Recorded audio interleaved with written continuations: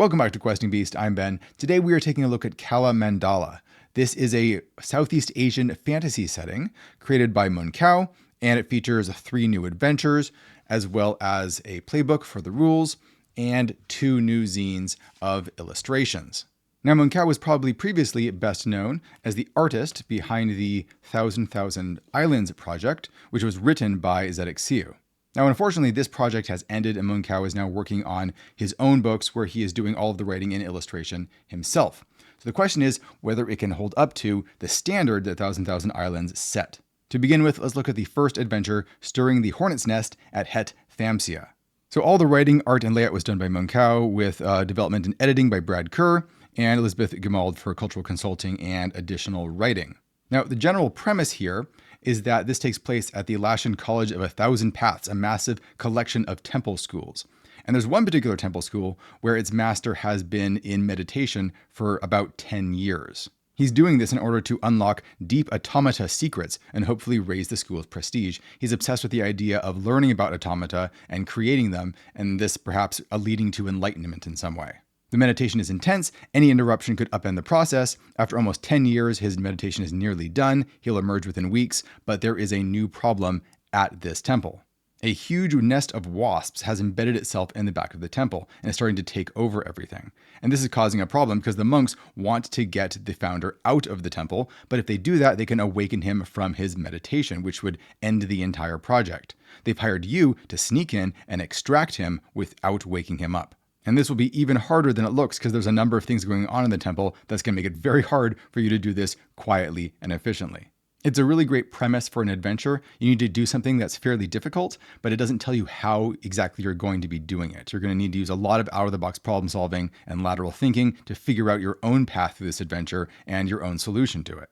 Now, all of the rules and stat blocks that these adventures use are derived from the rules in Cairn as well as from Into the Odd. And we'll be taking a look at how the rules work once we get to the actual rulebook. But it's a pretty light, simple system that keeps you focused on what's going on in the world rather than focused on what's happening in the rules. One of the main obstacles that you're going to run into as you try and get through this adventure are the automatons, because there's all of these robotic guardians that are marching around the temple complex trying to stop people from getting in and messing with the founder. And some of these are quite huge. This is the size of a cow. This one is the size of an elephant. And they are programmed with these little mantra programs. So these ones have the program steps no in, Satur, that's the founder, no out, automatons in temple. Fortunately for you, since they are robots, they take these commands very literally, so you can use that against them. No one is allowed to set foot inside the temple. They're probably going to attack you if you do that. But what happens if you walk on your hands, or if you roll around inside the temple, or maybe if you ride a horse into the temple? Is that going to set them off? Also, as you explore, you can find command slips in various parts of the temple, which you can use to write new commands to feed to the robots. I absolutely love that. It allows for tons of player creativity in terms of messing with the structure of the adventure. This whole idea of the automatons actually really reminded me of an adventure that I have in Summer's End called The Alchemist's Repose, which has a similar idea where there's a number of robots marching around that have programs that you can mess with and turn to your own ends. I think it's cool that other people are trying similar ideas because it really is a way to allow players to have a lot of control over how things turn out and to give them a lot of impact. Players feel incredibly clever when they find just the right piece of instructions to feed to the robots, and now they're doing what the players want. Here's our map of the temple. There's a number of different entrances. There's some secret passages. There's some networking so you can travel through the rooms in different orders. And the whole thing is just really well written. I would say it's definitely less evocative than ZXCU's writing from 1,000 Islands. I think Zedek is one of the best writers working in the entire field, but Munkao's writing is actually quite well done. It's very clear and easy to read, and it's really focused on giving you concrete things to interact with in basically every room. For example, there's a room over here where new automatons are being built. Perhaps you can mess with that. There's a room over here where you can meet Kin, a thief apprentice, and all of the NPCs have their own motivations. They're not necessarily just going to be on your side. This thief is 10 years old, fakes gratitude, obviously untrustworthy. She's an expert at sneaking and climbing, so she could be really useful, but she's probably going to turn against you at a moment's notice. All of the art throughout the book is absolutely fantastic. We have portraits of different monsters and characters. Here's Waji Wasp Nest, the best actor, formerly a thespian path monk, where acting is the path to enlightenment. Seeking greater challenges, Waji began method acting as objects. They've taken on the role of a wasp nest and turned mad in the process. Rooms are always full of tools or one-use magic spells. This one has gardening stuff, so you get a hoe or furnace tongs, one command slip for reprogramming the automatons, 2 containers of camphor. Now that's something you can use to generate a lot of smoke and possibly drive out some of the wasps. I like how there's maps of all the different factions here so you can see how they're related to each other. It's great when you have these different groups that think different things about each other and are going to interact in different ways, because again, that's another thing that the players can use. There's even a section at the end that tells you what the consequences are depending on what the players do. So if Sadra awakes himself, he never found out how making automatons leads to enlightenment, but he did unlock secrets to making cooler robots. So if everything works out for the best, then you get him out of the school, he builds himself a new 10-foot tall mecha to ride around in, and the prestige of the school goes up, which is probably going to help your prestige as well. The whole thing is just a very well-constructed, kind of zany scenario that the players are going to have a lot of fun interacting with, and it seems very easy to run as well. Now this is the second adventure, and I thought this one was even better than the first, the Deluge at Drizzle Distillery. Now this distillery isn't making alcohol exactly, it's making drizzle water, gold sparkling liquid. It's basically a kind of holy water that gives you advantage to rituals and prayers, mimics the effects of one spell scroll in possession of the party, evaporates upon use, and can act as a blast when you throw it, especially against the undead. This distillery makes the best holy water in the world, but it generates huge amounts of wastewater containing unwanted energy, which is now seeping into the ground. It's enchanted a lot of the worms that are living in the ground, and has manifested the worm god, Balub. The distillery owner wants to increase production, but the current supply of water is at the whim of the resident rain god. However, this new rival god from underground wants to take over the distillery and provide groundwater in order to do that. So now we have this conflict between these two gods, one in the sky and one under the ground. Maragak, the sky god, is throwing a tantrum currently, causing a magical storm to appear above the distillery, and you need to resolve this situation by destroying or defeating one or maybe both of the gods. Now, the person who recruits you says that there's a family legend about a mysterious weapon hidden in the distillery. It's so powerful that it can kill gods. Yours if you can find it. And there's some clues about where you might find it. The blueprint's in the library. Half is in the light, half is in the workshop. But you don't even know what it is really. You're thinking that it's going to be some sword or something like that. It turns out that it's a magical parasol that you put together and can fight back against this storm that's coming down, which is a really fun twist.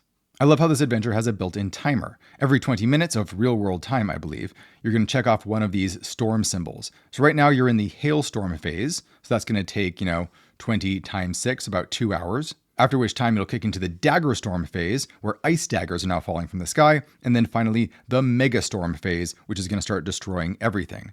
The worse the storm is, the more damage you take while you're outside, so you have to stay under cover at all times. And encounters are going to get more and more dangerous as the danger ticks up as well. This is really great. It creates a very dynamic situation where things are always ratcheting up. It puts pressure on the players, and it creates a lot of changes in the adventure itself, inside the distillery, that you can deal with and, of course, you can use to your advantage.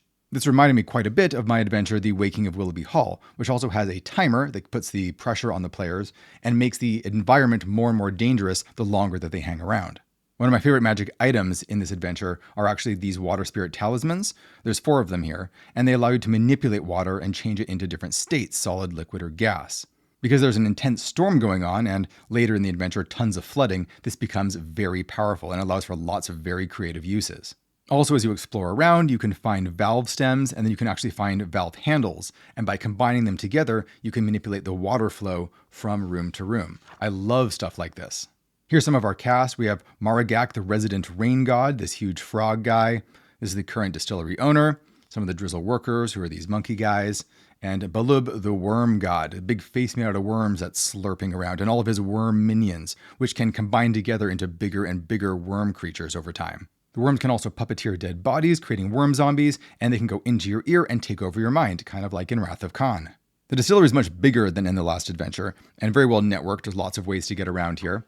And just like in the previous adventure, there's just things to do, things to manipulate, items to pick up everywhere that you go. Also, all of the rooms have a little information down here saying what's going to happen as the storm gets worse. They have a chance of the roof collapsing in the dagger storm phase, and then it gets even higher in the mega storm phase. And being out in the hail or in these flying ice daggers is very dangerous, so you need to find cover and constantly keep moving. There might be a room full of zombies, but there's a lot of acid being stored in a different room. You find the right handles that you can turn on some valves and pump acid into the zombie room and dissolve them all. There's a laboratory full of all sorts of items and weird things for you to manipulate. There's rooms like the fog room right here, which is a room full of thick, impenetrable fog. but it only starts a couple feet off of the ground. So if you crawl on the ground, you can crawl right under it and see the legs of these zombies waiting for you in the fog. That's a really clever little trap. And of course, if you use one of those magic items, you could freeze all of the fog into a solid block of ice held up by the frozen zombies. There's just a ton of good stuff packed into all of the rooms where as I was reading it, I kept thinking, wow, I could use that in this way, or I could use that in this way. When you finally get to the actual worm god guy over here in this room, you could try and fight him directly, but if you sneak around all the way to here, you can find a big groundwater reservoir. And if you manage to open up all of these valves, you can blast water into this area, push him into the grand landing where he's exposed to the sky, and allow the sky god to fight him directly and smite him for you. Clever thinking and attacking things from unexpected angles is very much encouraged all throughout. It really seems like a fantastic set piece of an adventure, and something that I think most OSR DMs would love to run, especially if you like The Waking of Willoughby Hall, because there are some similar vibes there. Now, the last adventure that I wanted to look at is the tragedy at Zaya's theater. The idea in this one is that a play is being performed at this theater, but the play has become sentient, so to speak. It's become real. All of the actors are turning into the actual characters, and they're playing out this story over and over again. The playwright is sending you in to get his life's work, which is his scripts. These are in some black chests, but you don't know which black chests they're in, so you have to search the whole place to try and get them. To sneak around in here, the characters are probably going to have to take on the roles of characters from the play that's coming to life. And that means they'll have to put on costumes, put on makeup, and act the part. The party is able to act as roles using the costumes, use props, use knowledge of the play, because it does tell you the plot of the play. It has a handout, actually, that you can give to the players, where they can figure out what the plot is and use that to their advantage. You can try and rewrite the play after getting the script. That would be a fun way to change things up. And it's okay if the party just wants to fight or sneak their way through. Deal with it any way you want. And if you memorize these hand gestures for fraternize, beseech, grovel, intimidate, and command, you can kind of gain advantage on certain social interactions if you use them at the same time. Basically, the story is a tragedy where this woman gives birth to a giant, and the giant tries to become friends with humans, tries to become friends with the gods, but they all reject him, and he goes on a rampage destroying everything. At the end of the story, the giant is finally defeated by seeing his reflection in a pool and fighting his own reflection until he dies of exhaustion. Well, currently, over in this part of the map, the giant is in the middle of his rampage from Act 2, Scene 1, and that's just playing out until eventually he will destroy the central pillar, which will collapse the entire place. So, like the previous adventure, there's a timer going on here. And that timer is running in real time. So this works well, I think, for quick games, one-shots, convention play, that sort of thing. As always, look at these fantastic illustrations of these characters. You've got the giant, the protectors of the palace, the king, an NPC that you can ally with, some puppet demons. This adventure feels a lot more freeform than the previous ones, where you're less crawling through it trying to get to the end and kill one guy. You're more trying to explore and find some items and then get out again. It's like an extraction mission, really. And the more theatrical theme of the whole adventure means that the players are going to be able to really get into the roles, the kind of the secondary roles that their characters are playing, and really play up the role-playing aspects of the adventure. Parts of it feel a little bit like the Hitman video games, where as you travel around, you can find new costumes. So this unlocks new roles that you can take on and interact with characters in new ways. This character, Nine Needles Nina, is an NPC who is part of this living play, but she's starting to realize that she is a character in the play because she found one of the scripts. And she tells you the play is a tragedy. The anger of the giant drives the play. Calm the giant, change the story, and free us. Whether you do that or not, of course, is going to be up to you. Perhaps you can decide to make a side mission of convincing all of these characters that they're actually characters in a play. That could be something you do. I love the little bits of humor sprinkled throughout it. For example, there's a music room where all of the dramatic music that you hear throughout this entire complex is coming from. It's just like the background music. And you find a small 1-inch black stone statue beating its face, sitting on a black chest in the middle. And it's a musical spirit with a drum as a head and in a meditation pose with hands holding drumsticks. It just wants to jam. Wails and drums an alarm when anyone tries to take some of the instruments that are in here. But it's cool with being moved if you just ask nicely. Any music requests? Just 50 gold pieces. And perhaps you can use some relaxing music from this guy to help calm down the giant. So a little bit more open-ended, I would say, than some of the other adventures, although you can make it very straightforward by just making it an in and out kind of adventure. If you have players in your game that are really into playing roles and getting into character, they could really like this though. Next, let's take a look through the playbook, which is the early version of the rules for playing in Kala Mandala. As I mentioned, very inspired by Into the Odd and Karen, but also things like Mouse Ritter, Rune Karen, and even my own game, knave. So that's really cool that it had an influence on this. The framing for why you are an adventurer in this game is fantastic. You are a professional meddler. You're an adventurer with a legitimate career path. You have monetized your irrepressible nosiness by joining a meddler's guild. The 3 rules of the meddlers: you must get involved. It's for the best. Must make money. You're a professional. Must prioritize guild orders. Your elders know better. I love this because it gives you this very concrete reason, or at least a narrative framework for why you're going to act like a D&D PC. Your guild is going to give you orders that you're going to go out on. You're going to get that money. And of course, you're going to get involved in everything. You're not just going to let things go. You're going to poke at it. You're not necessarily going to be a good guy or a bad guy, but you're going to get involved. Career advancement takes place by gaining skills. So you want to get involved with these different adventures and meet new people and learn things from them. The more skills you gain, the more leveled up you're going to be. You can randomly generate a name over here. Maybe your name is Ba Dim, or maybe your name is Mala Jayar. You could be human folk, monkey folk, pig folk, buffalo, bear, bear cat, otter, or lizard folk. You have your 3 basic stats, which are all rolled on 3d6, and you're rolling under that on a d20 to do stuff. You got your hit protection, which is normally just d6, and damage is done directly. There's no 2 hit rolls. Here's some of the skills you might learn. Fighting skills. Knives Out is one of them over here. After a weapon attack, use a different weapon in the next turn to get +1 damage. Every different weapon adds a cumulative +1 damage. I love that. So you're just decked out with crazy stuff and you're using a different one every turn. Or fighting words is a really fun one, where your attacks can communicate information, like negotiating, de-escalating, or even giving secret messages by the kinds of punches that you're throwing. And while trash talking, you can deal critical damage to people's will instead of their strength. That's just really fun. In Magic, you might get beats to study to. Name your playlist. You can hum vague tunes to relax and boost concentration. The tunes give advantage to will rolls for a day for anyone who listens. One of the thieving skills is Slippery Skipjack, where you can sweat buckets at will. Dexterity, save advantage if relevant when people try to grab you or sliding around. That's just so goofy. I love it. You also look nervous, and all the behavioral patterns that come with being sweaty. You're just a moist guy. Inventory is all slot based. You have 8 item slots. Lots of great illustrations here for the inventory.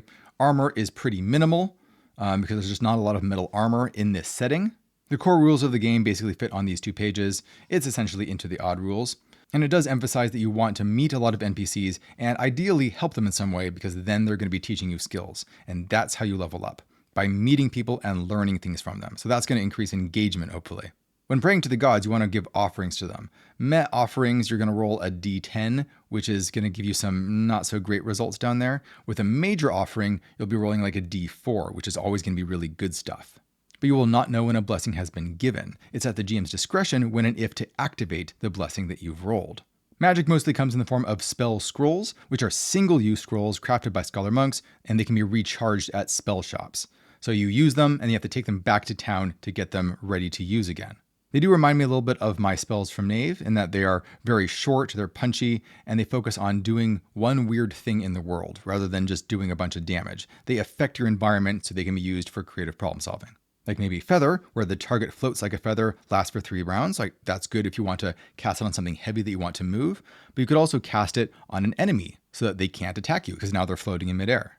Or maybe Control Missile. Control an airborne projectile. You can see and navigate it like a drone, which is really great for spying on enemies. Shoot an arrow and have it fly through the entire complex and see what's going on. Or this is a great one. Banana. Summon any part of a banana tree. The fruit, 1d6 rations for the party. The peel, Dex save or trip, or the whole tree. Lob at enemies for d6, doing blast damage. Just have them catch a whole banana tree. The last 2 zines that I got in this bundle are Artbooks, and they are just a really great example of why reading Munkow's stuff is so much fun. Because you get all of these fantastic illustrations of people that just seem like real people. You can imagine them acting in the world. You can see their personalities. These would be really great to hand out to your players when they run into random NPCs, so they immediately get a sense of who it is that they're talking about, because all of these characters are portrayed so vividly. I love that there's a section with just lots of guys that are all done in color. So you have a big stable of NPCs that you could recruit or introduce to your players. Frankly, Munkow is one of the best artists working in the entire role-playing game field right now. And it's great to have these little booklets so you can show it off to people. I love how there's a section at the end that just goes into some of the culture in this setting, gets you a little bit more immersed in it. And there's one more right here, earthly beings. that just has even more people. My kids just love flipping through these. Oh, that's a great one of those skeletons. I like how this person's head is just a giant sword. That headdress looks sharp. We got a Monkey King guy. Someone summoning a big bird god. It's just so great.